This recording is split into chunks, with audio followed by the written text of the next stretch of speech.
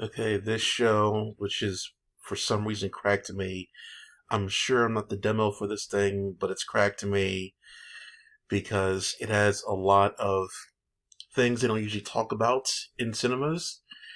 This is not a cinema, but it's a TV show, but they don't really talk about this kind of subject recently. Ever since, I've been watching TV for a long time, vampires have only looked one particular way. Hot. Vampires have to be hot. But what if one of the vampires they bite someone who's not hot, like Ned from Spider-Man over here? And that's essentially what the show is. A group of hot vampires. One of them gives powers to a Ned-looking guy, and they say fat jokes here and there, round jokes, blob jokes, yada yada yada. They do that every now and then to the character.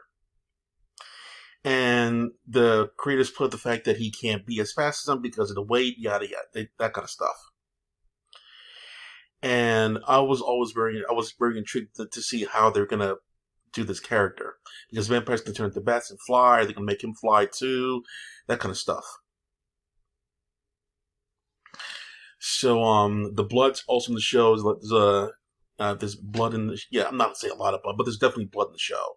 So they don't pull any punches like it's a Disney Channel thing. But it's a very fun show to watch. Um, it's like I said, for some reason it's like crack to me. The music is good, the lighting is good, the characters are well done as well. All the characters are very unique in their own ways, which I like a lot. If the characters were all similar, I would not like the show. But all the characters play their roles very differently. Let me see if I can show you a little bit of it. Yeah, this girl here, she's fucking psycho crazy, but she turned into a lover of this guy because he happened to be singing karaoke when she was trying to kill him, and then she fell for him because in her mind he has the voice of an angel, which is exactly like reality. As long as the girl thinks that this particular person is good looking or this particular part is hot, that's all that matters. So she thinks that he has the voice of an angel. Now she's all smitten for him.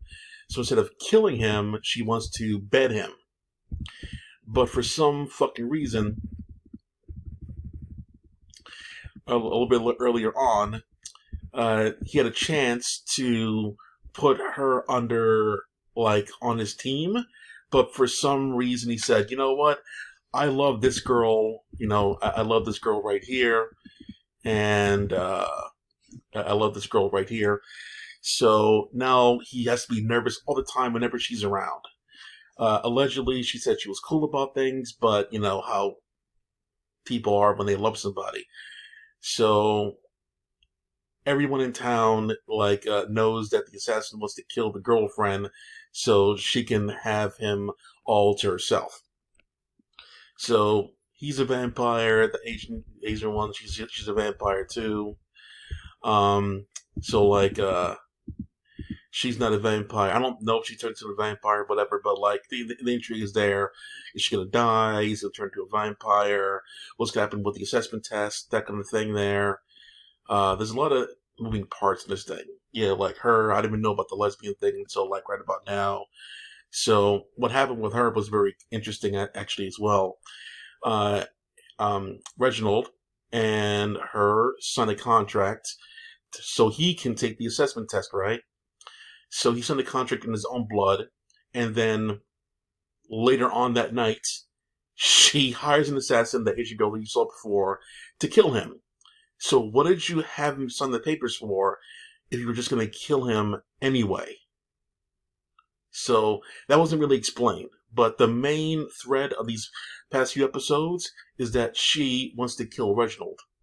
Because if Reginald gets killed, then his maker, Maurice, gets killed too. And she wants him out of her life because she's into girls now. See, LGBTQ ruining shit all over again. So, yeah, so that's the main thread of the whole thing. Also, there's an Asian guy who's on her side, realized that he's actually a nice guy. He deserves some love. So the Asian guy was also the one who told her about Reginald's secret power to glam aka could mind control other vampires, which is a big no-no that you never supposed to have that kind of power. But Reginald does, and only the Asian guy, her knows about that. Now she knows about that. Maurice knows about that, and of course Reginald, of course, knows about that. Nobody else knows he has the ability to control other vampires. He can control other humans easily, but not other.